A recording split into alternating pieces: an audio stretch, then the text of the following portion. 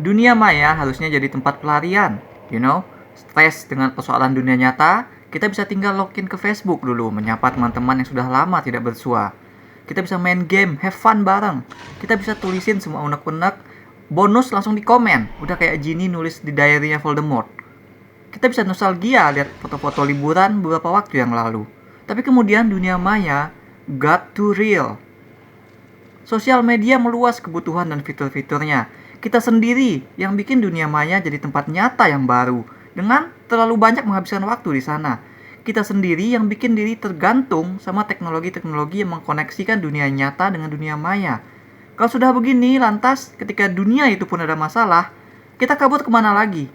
Aku pikir inilah yang berusaha dikatakan oleh Sam Esmail ketika dia mengangkat novel tulisan Rumaan Alam menjadi sebuah thriller bencana.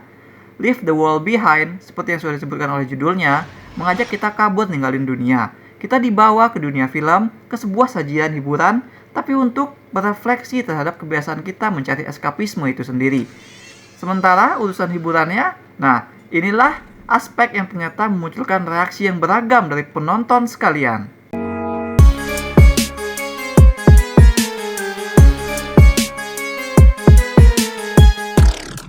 Sumpek sama rutinitas yang membosankan, Amanda bikin liburan spontan untuk suami dan kedua anaknya. Keluarga mereka hari ini akan liburan ke kota kecil. Amanda sudah menyewa villa mewah lewat online, dan mereka sekeluarga akan bersantai di sana. Tapi senang-senang mereka tak berlangsung lama. Kejadian aneh mulai terjadi di situ. Internet, televisi, telepon mendadak tak berfungsi. Kapal dan pesawat karam. Dan di tengah malam, dua orang asing, George dan putrinya Ruth, mendadak mengetuk pintu rumah. Mengaku sebagai pemilik rumah, keduanya itu meminta izin menginap karena ternyata kekacauan komunikasi terjadi di seluruh negara bagian. Amanda tak tahu harus percaya atau tidak. Sementara keadaan di luar sana semakin menjadi-jadi. Ada suara dengung misterius yang bikin retak jendela, ada rusa-rusa yang bertingkah di luar normal. Makin chaos lah.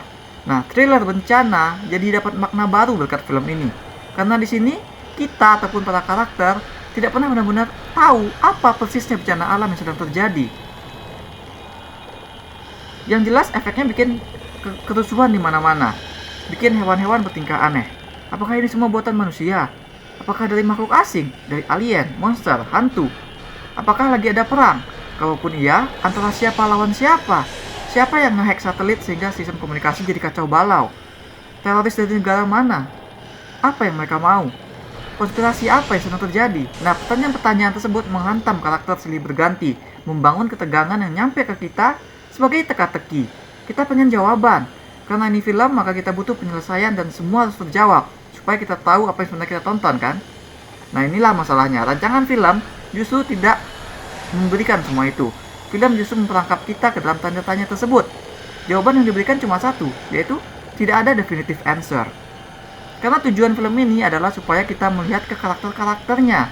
Ini bukan sekedar cerita yang menempatkan karakter di situasi aneh, lalu mereka mengalahkan situasi tersebut, lalu mereka survive gitu. Film ini ingin kita berefleksi kepada karakter-karakternya itu. Amanda dan suaminya tentu saja pengen menjaga supaya keluarga mereka selamat. Begitu juga dengan George, ya kan?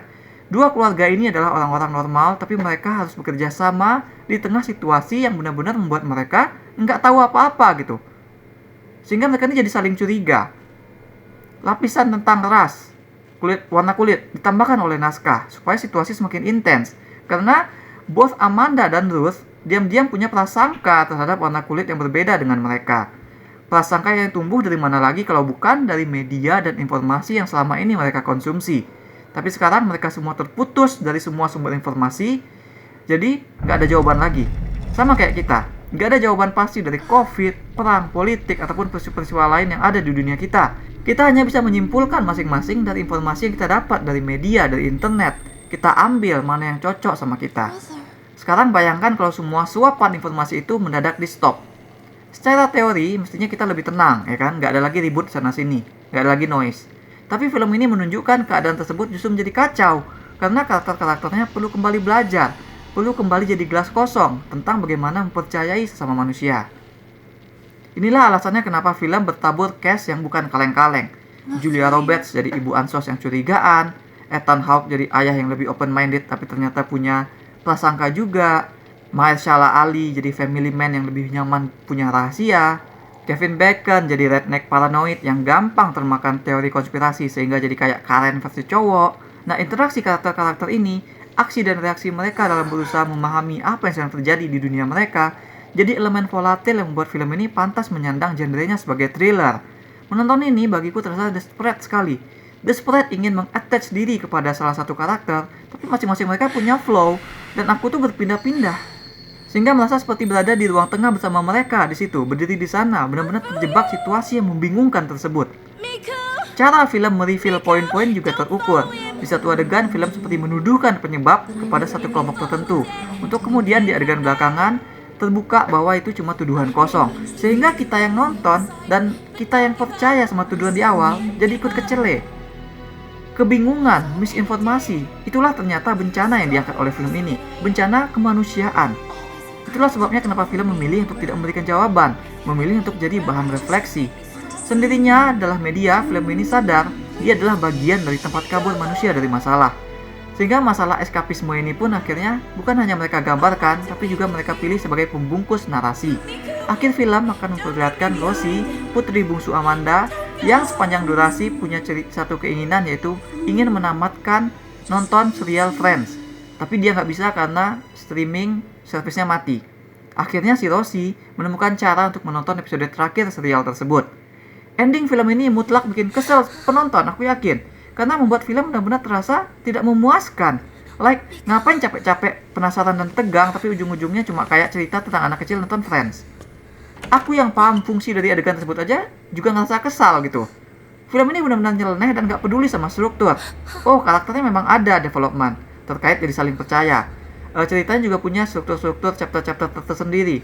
Tapi, di samping peningkatan intensitas, film ini sama sekali minimal dalam sebab akibat. Hanya seperti episode-episode ganjil yang ditutup oleh selera humor ironis, yang seperti mengenyahkan build-up misteri begitu saja.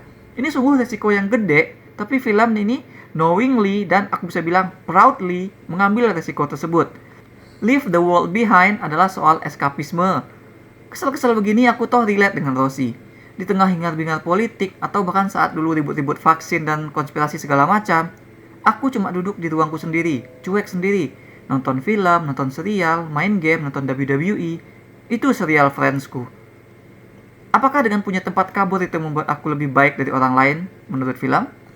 Tidak. If anything, itu hanya membuatku jadi orang yang belum dewasa seperti Rosie. Dunia udah mau kiamat tapi yang dipikirin masih juga film. Hidup di dunia sendiri juga akhirnya tidak akan baik. Apa bedanya nanti sama orang yang paranoid seperti karakter Kevin Bacon yang sudah persiapan tapi merasa dirinya yang paling benar, ya kan? Kita juga nggak pernah tahu apakah Rosie akan membiarkan para orang dewasa menemukannya. Bisa jadi dia berkurung sendiri nonton Friends itu berulang-ulang. Nah, menurutku pada akhirnya film ini cuma mau bilang bahwa media, seni, dunia maya adalah bentuk dari eskapisme tersebut, yang sebenarnya adalah sesuatu yang menyehatkan, karena perlu bagi kita untuk punya something sebagai bentuk eskapisme, jalan keluar, pelarian, supaya kita bisa healing dari reality, supaya kita nggak berpikiran sempit dan nggak terkurung. Kita butuh melihat atau melakukan sesuatu di luar sana. Tapi lantas eskapisme tersebut tak lagi sehat jika kita memilih untuk terus-terusan ada di situ gitu, untuk terus-terusan kabur, abai sama real problems. Ini bahkan jadi lebih buruk nanti, terkurung di sana ketimbang di dunia nyata. Nah, dunia tuh sudah terlalu bergantung pada internet, sehingga begitu internet lenyap, kehidupan terputus total. Padahal awalnya internet dan teknologi diciptakan untuk memudahkan saja. Manusia escape dari dunia nyata ke sana dan ternyata malah stay di situ. Film ini jadi cerminan tentang hal tersebut. Dan film rela ngerusakin dirinya sendiri demi jadi cerminan itu. Film menjadikan dirinya seperti jurnal mahasiswa suaminya Amanda, bahwa media yang both berfungsi sebagai sebuah eskapis dan sebagai sebuah refleksi. Hal yang bahkan disebut oleh sang suami sebagai sesuatu yang bertentangan.